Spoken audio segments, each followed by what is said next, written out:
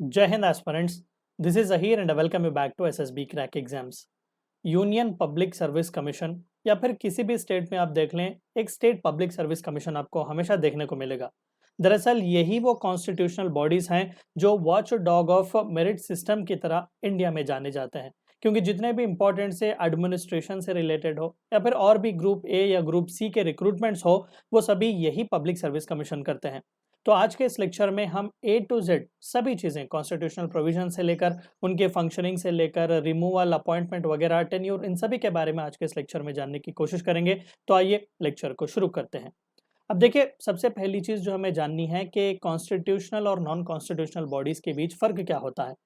Simple सा difference मैं बताऊं तो वो ऑर्गेनाइजेशंस या वो एजेंसीज या वो इंस्टीट्यूशंस जिनका जिक्र कॉन्स्टिट्यूशन में दिया गया है, या फिर जो अपनी powers and authority directly constitution से ही लेते हैं, या फिर ऐसे सिस्टम या फिर एक ऐसे इंस्टीट्यूशन जो कि कंट्री के फंक्शनिंग के लिए, स्मूथ फंक्शनिंग के लिए बहुत ही मैंडेटरी माने जाते हैं, उन्हीं को यहाँ पर कॉन्स्टिट्यूशनल स्टेटस दिया जाता है।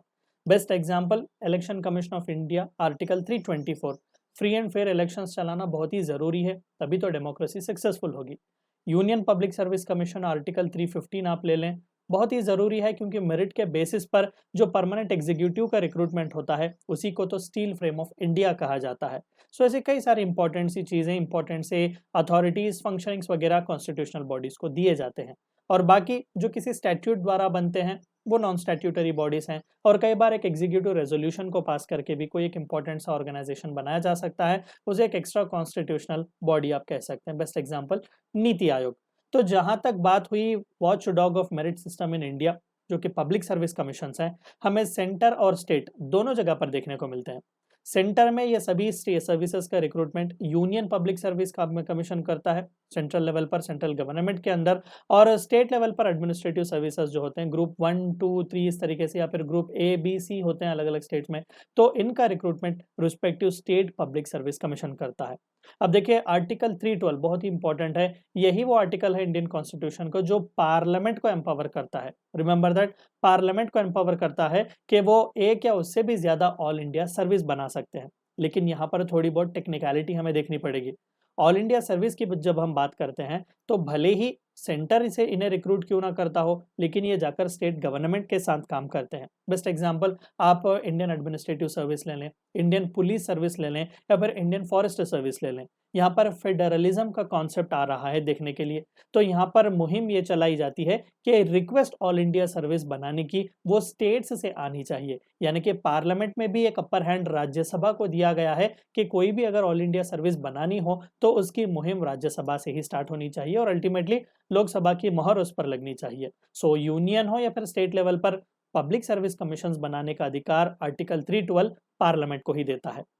अब क्या बात कि अगर दो स्टेट्स के लिए combined joint public service commission बनाना पड़े, तो वहां पर भी अथॉरिटीज पार्लियामेंट को ही दिए गए हैं कि वो किसी भी दो स्टेट्स को कंबाइन करके वहां पर एक single joint public service commission जो है वो बना सकते हैं। आइए आगे देखते हैं इनके बारे में। पहले तो हम जानते हैं कि इनके आर्टिकल्स, रिस्पेक्टिव आर्टिकल्स जहां से इनके फंक्शनिंग वगैरह के बारे में, कॉम्पोजिशन हो गया, appointment, removal, powers and functions, तो क्लियरली आप देख सकते हैं कि part 14 of the Indian constitution, खासकर आर्टिकल 315 से लेकर आर्टिकल 323 तक हमें पब्लिक सर्विस कमीशंस के बारे में, खासकर यूपीएससी और स्टेट पब्लिक सर्विस कमीशंस के अपॉइंटमेंट्स हो गया, कॉम्पोजिशन हो गया, उनका पावर, रिमूवल एक्सेट्रा के बारे में देखने को मिलता है। अब इन डिटेल हम इन आर्टिकल्स को देखने की कोशिश करते हैं। तो सबसे पहला article 315, the very power from where these public service commissions take their authority. तो constitution of public service commissions for the union and for the state of India, that there shall be public service commissions, ये article 315 ही है। तो UPSC हो या फिर किसी भी स्टेट का पब्लिक सर्विस कमीशन अपनी अथॉरिटी वो डायरेक्टली कॉन्स्टिट्यूशन के इस आर्टिकल 315 से ही लेता है।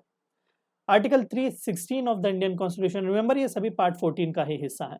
आर्टिकल 316 क्या बताता है? अपॉइंटमेंट और टर्म ऑफ ऑफिस, किस तरीके से अपॉइंटमेंट होगा, ऑफिस के टर्म क्या होंगे मेंबर्स के, both for UPSC as well as state public service commission.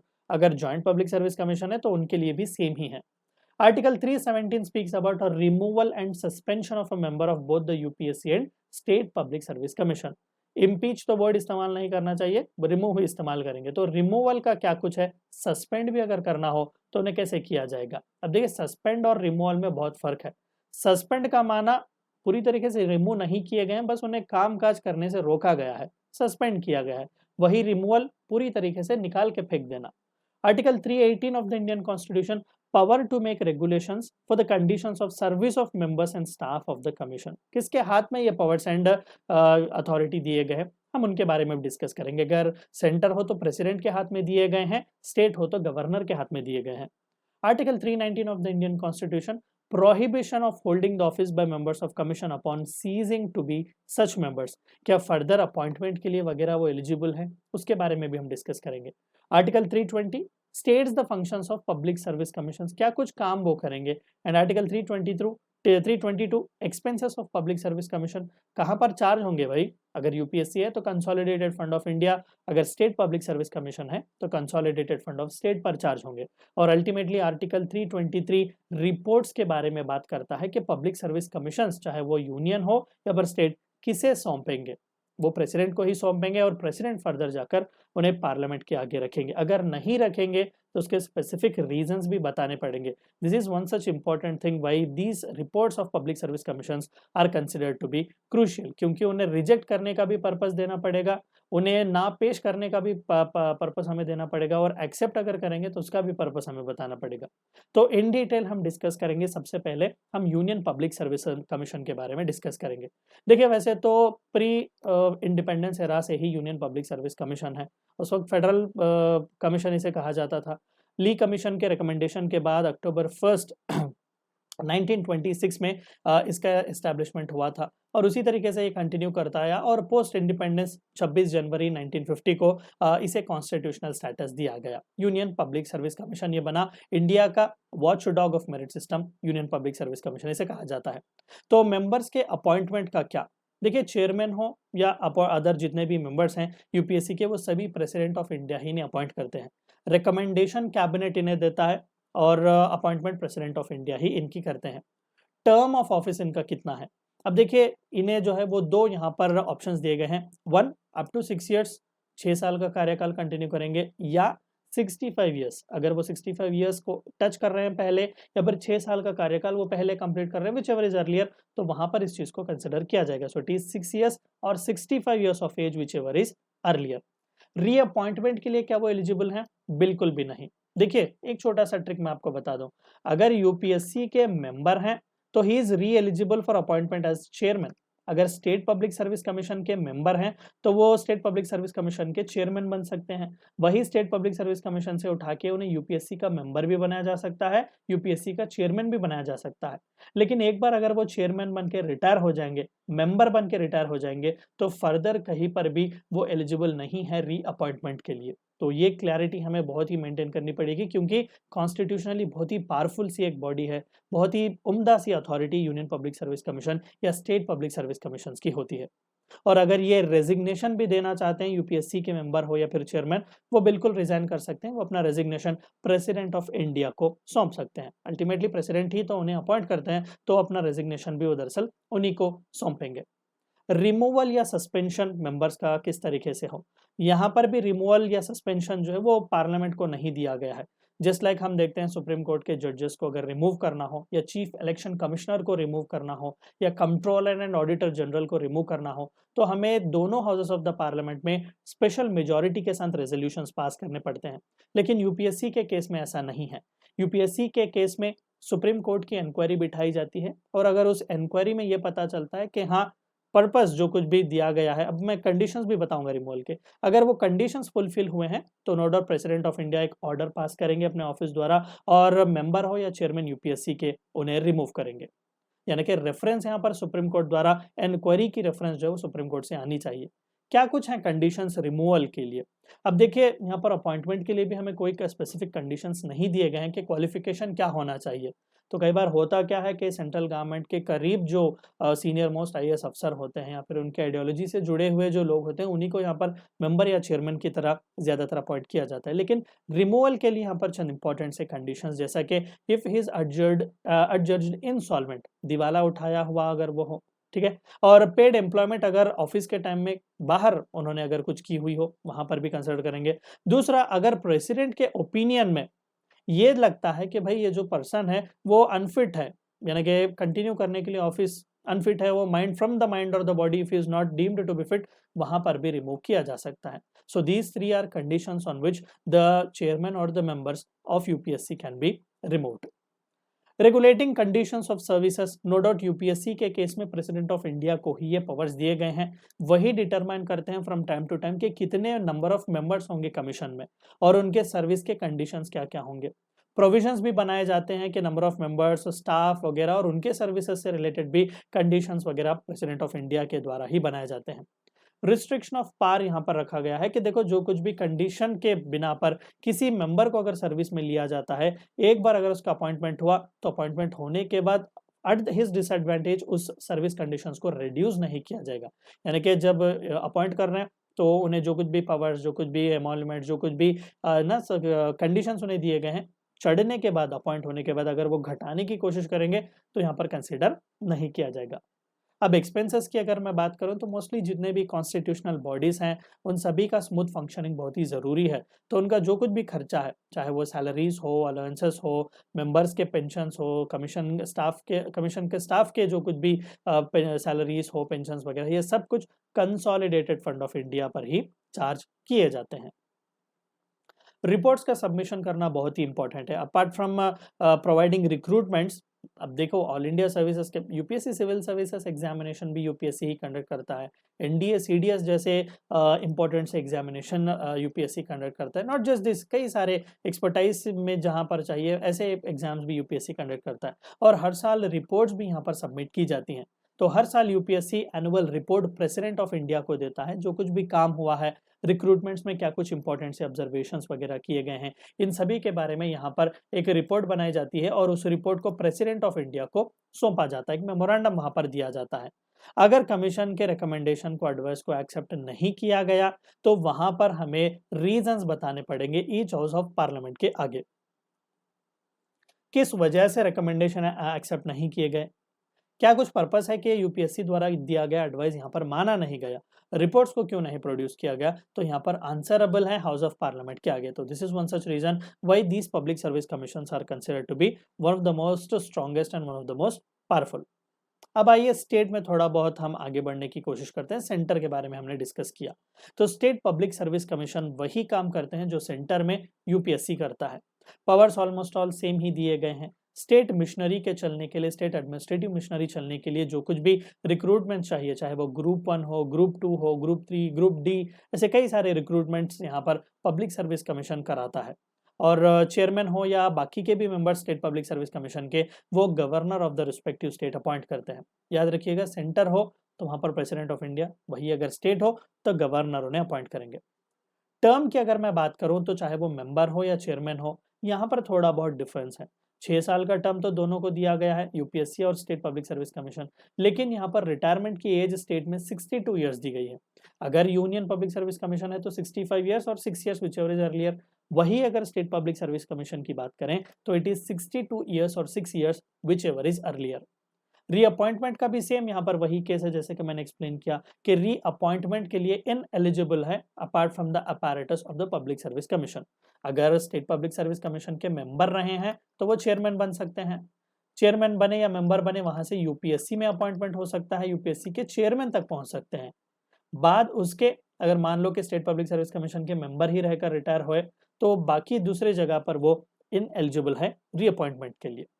Resignation, बिल्कुल रेजिग्नेशन कर सकते हैं। स्टेट पब्लिक सर्विस कमीशन के मेंबर हो या फिर चेयरमैन, वो अपना रेजिग्नेशन गवर्नर को ही सौंपेंगे। रिमेंबर दैट, इंपॉर्टेंट है। अपॉइंटमेंट भी गवर्नर करते हैं और रेजिग्नेशन भी एक्सेप्ट करने वाले गवर्नर है।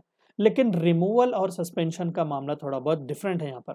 देखिए, अगर रिमूव करना हो तो president of India he remove करेंगे। सस्पेंड करना, चेयरमैन हो या फिर मेंबर्स, वो गवर्नर कर सकते हैं, रेफरेंस यहाँ पर सुप्रीम कोर्ट ही देगा। लेकिन रिमूवल के पावर्स प्रेसिडेंट ऑफ इंडिया को ही दिए गए हैं।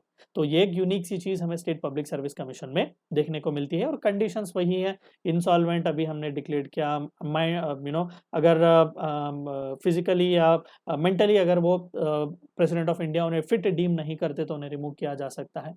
ऐसी कई सारी चीजें सेम जो है वो यहाँ पर भी कंडीशंस सेम रखी गई हैं। So this were the things about state public service commission. और यहाँ पर कंडीशंस ऑफ सर्विस भी रेगुलेट करने का पावर गवर्नर को ही दिया गया है। ठीक है। सो इंपॉर्टेंट सी चीज़ है, यूपीएससी अगर है तो प्रेसिडेंट ऑफ इंडिया, स्टेट है तो गवर्नर यहाँ पर होंगे। और सिमिलरली रिस्ट्रिक्शन ऑफ पावर यहाँ पर एक बार अपॉइंटमेंट होने के बाद सर्विस कंडीशंस जो है उनके फॉर देयर डिसएडवांटेज उन्हें रिड्यूस नहीं किया जाएगा, जो कुछ भी डिसाइड किए गए उन्हीं को फॉलो करेंगे। एक्सपेंसेस का मामला अगर हम देखें, सेंटर में consolidated fund of India, state में जो कि ये भी कॉन्स्टिट्यूशनल बॉडी है, स्मूथ फंक्शनिंग इसका ज़रूरी है, चाहे वो स्टाफ के सैलरीज हो, पेंशन्स हो, जो कुछ भी एग्जामिनेशन कंडक्ट करने का खर्चा वगैरह, ये सब कुछ कंसोलिडेटेड फंड ऑफ स्टेट से ही आता है। कई सारे हाई प्रोफाइल जॉब्स ग्रुप 1 की जब आप नोटिफिकेशन की बात करें तो you will find positions like deputy collector, DSP, tehsildar etcetera, ये बहुत ही इंपॉर्टेंट है स्टेट एडमिनिस्ट्रेटिव मिशनरी में। तो ऐसे रिक्रूटमेंट्स भी स्टेट पब्लिक सर्विस कमीशन ही करता है।